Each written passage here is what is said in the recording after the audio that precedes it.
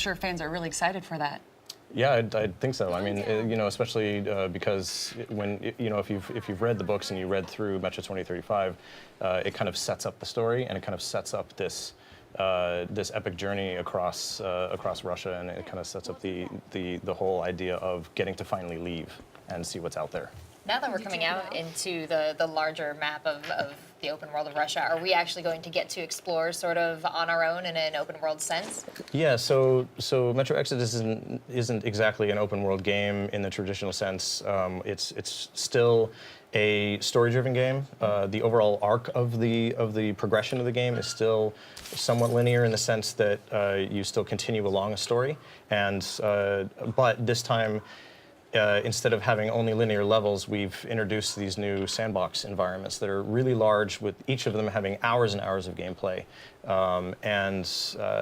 There's still a narrative thread that carries you through each one of them, but it just gives the player so much more options, so much more ability to explore, more freedom to set their own pace, and a whole lot more content than we've ever done before.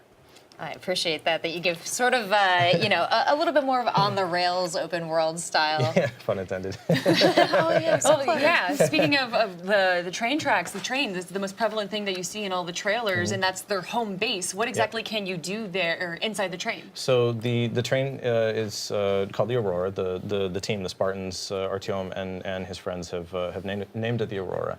And the train is what they leave Moscow with, and as they take their journey, across the continent, they will add to it, add cars to it.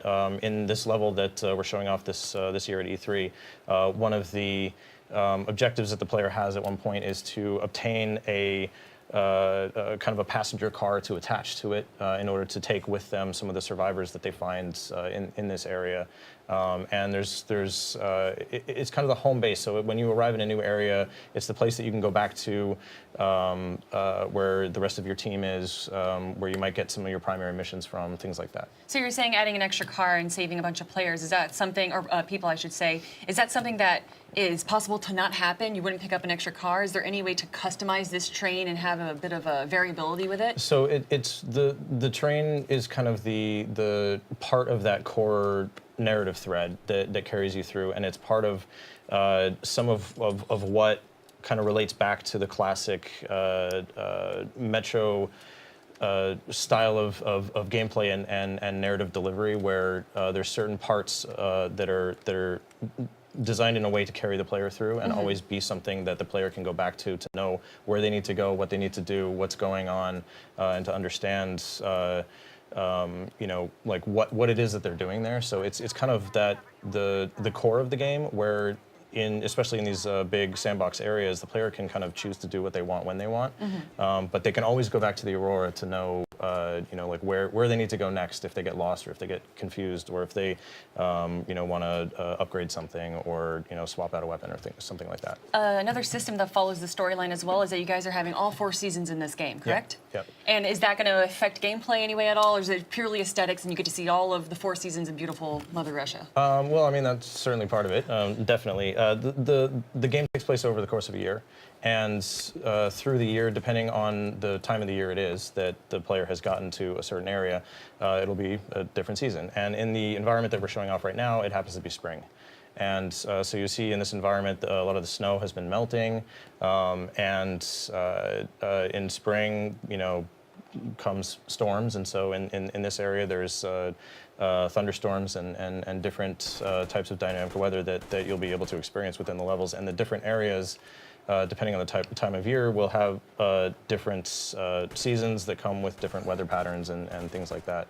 And also the different environments are spread out across the continent, so you'll see different types of environments. Like last year, in the trailer that we made for E3, you saw more of a forest environment that takes place in the autumn season. So it's kind of a different contrast to what players are used to in the Metro series, which has always been the dead of winter. Yeah. Like very, very cold, snow everywhere, very gray, A huge thing about the Metro games, of course, is the customization of weapons. How exactly have you guys worked on that for Metro Exodus? So in previous games, the customization was a little bit limited. You could, maybe buy a pre-configured upgrade to a weapon.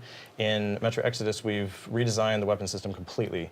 and now it's more modular, and there's kind of there's like 5 hard points on every weapon where you can change characteristics of the weapon, physical characteristics that affect the attributes. Say swapping out a barrel or a stock or a magazine, but you can also add attachments, so scopes and lasers and things like that. And it's much more customizable to where you can take a weapon in its very base form, and you can customize it to approach a situation in the way that you want to. If you're going to approach a bandit camp in a stealthy way, you can attach a silencer and maybe a red dot sight. Or if you want to do something from a distance, you can attach a long barrel and a scope. There's a wide range of options for every different type of weapon. We've also added the idea of maintaining weapons. We've always had a little bit of overheat or jamming that was kind of dynamically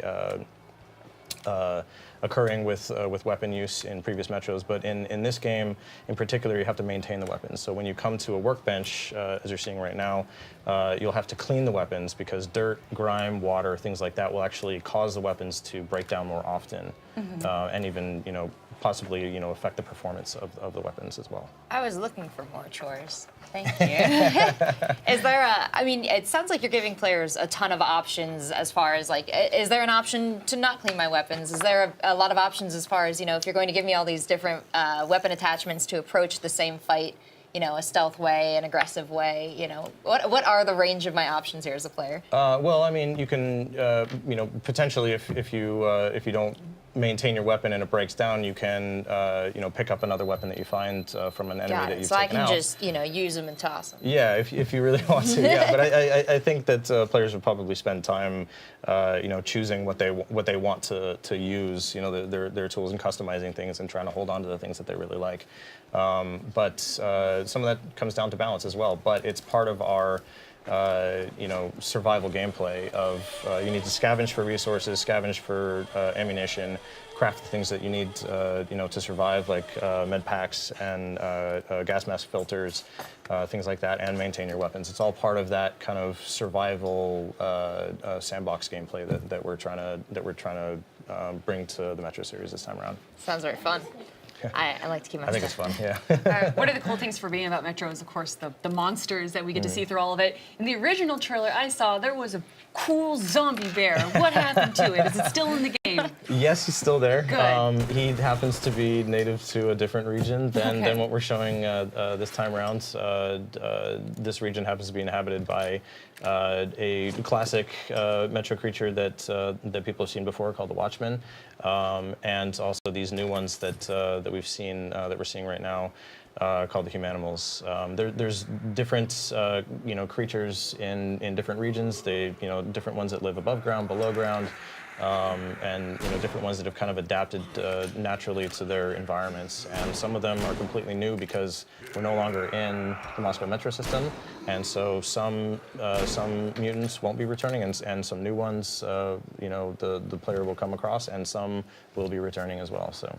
Now, before I send you away, obviously, mobility is very important in this game. You're exploring all of Russia, and sometimes you're going outside of the train. What ways can players traverse the land? So aside from walking around,